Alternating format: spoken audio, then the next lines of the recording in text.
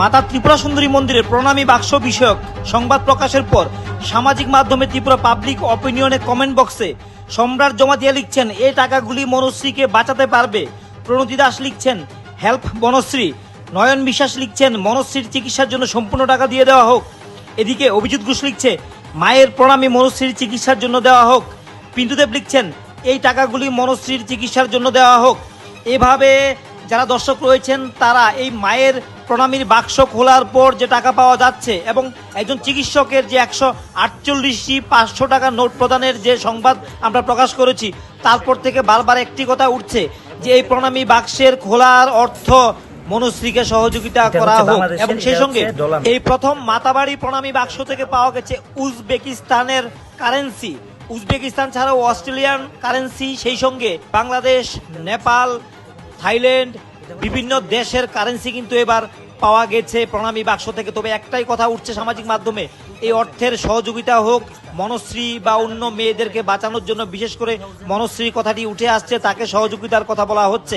এবং সেই সঙ্গে কেউ কেউ লিখছেন, মাতা ত্রিপুরা সুন্দরী মন্দিরের কল্যাণ সাগরের যে ঘাট, সেই সিঁড়িগুলি ভাঙা রয়েছে এবং মন্দিরের বিভিন্ন প্রাঙ্গণগুলি অপরিচ্ছন্ন থাকছে এবং সেই অর্থ কি কাজে ব্যবহার হচ্ছে সেই প্রশ্ন করছে সাধারণ মানুষ। আমরা জানিয়ে রাখি, 70 দিন পর যখন প্রণামী বাক্স খোলা হলো, তখন প্রণামী বাক্স থেকে পাওয়া গেছে 12,04,690 টাকা। যে খবরটি আমরা আপনাদের সামনে তুলে ধরছি, 12,04,690 টাকা পাওয়া গেছে মন্দিরের প্রণামী বাক্স থেকে। এবং এই গোটা অর্থ নিয়ে কিন্তু এবার আলোচনা আসছে যে দান বাক্স খুলে দেওয়ার কথা বলছে এবং বেশিরভাগ মানুষ বলছেন যে এই অর্থটা মনশ্রীকে সহযোগিতা করা হোক।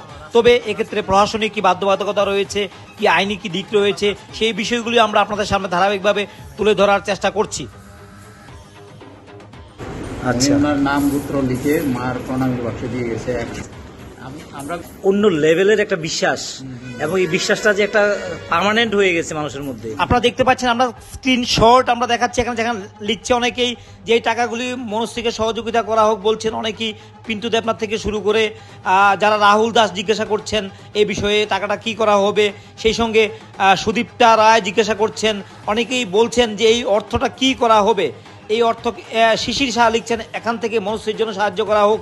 এবং অনেকেই কথাটি লিখছেন, হেল্প মনশ্রী লিখছেন রোমন দেব, অনেকেই লিখছেন বিক্রম SD লিখছেন মনশ্রীকে সহযোগিতার কথা। এভাবে অনেকেই কিন্তু কমেন্ট সেকশনে লিখছেন যে টাকাগুলি মনশ্রীকে, রিমি বণিক লিখছেন এই টাকাগুলি মনশ্রীকে সহযোগিতার কথা। এভাবে প্রায় শত শত কমেন্ট কিন্তু আসছে, এই দাবি কিন্তু উঠছে সাধারণ নাগরিকের পক্ষ থেকে।